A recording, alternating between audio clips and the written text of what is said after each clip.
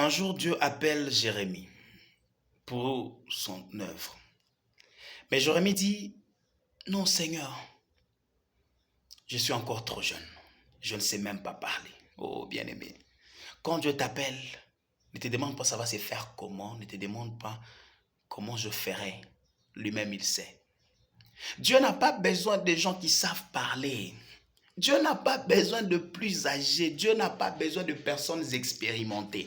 Dieu est le seul entrepreneur qui n'a pas besoin de travailleurs compétents. Il ramasse des incompétents, il les équipe, il le perfectionne, il le rend compétent pour son œuvre. Et quand il s'élève pour servir Dieu, tout le monde s'étonne. Ils disent, de qui est-il fils? Mais où était-il depuis tous ces temps? Oh, c'est Dieu. Ce que Dieu fait est toujours étonnant. Un jour, Jésus devrait entrer à Jérusalem. C'était sa première fois qu'il devrait monter sur une ânesse. Chose étonnante. Il envoyait les disciples aller chercher une ânesse sur laquelle personne n'était encore monté. Donc l'ânesse était inexpérimentée. Jésus aussi. Parce qu'il n'avait jamais piloté, permettez le terme, il n'avait jamais piloté une ânesse auparavant. L'ânesse aussi n'avait jamais porté quelqu'un auparavant. C'était leur première fois, tous deux, c'était leur première fois. Mais cette entrée était très glorieuse de tout le temps.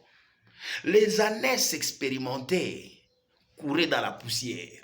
Mais cette ânesse-là, inexpérimentée, pour sa première fois de porter quelqu'un, ce jour-là, l'ânesse marchait sur les bagnes. Ce que Dieu fait est toujours étonnant. Ce que Dieu fait est toujours glorieux.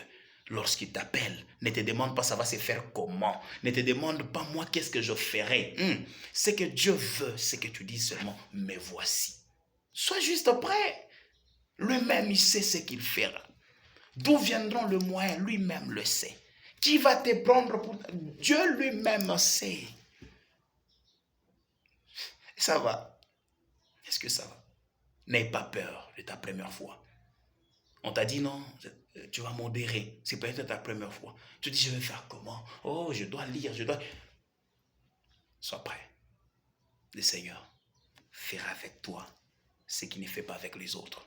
Il dit à Gédéon, va avec la force que tu as. Donc en toi là, il y a une force déjà.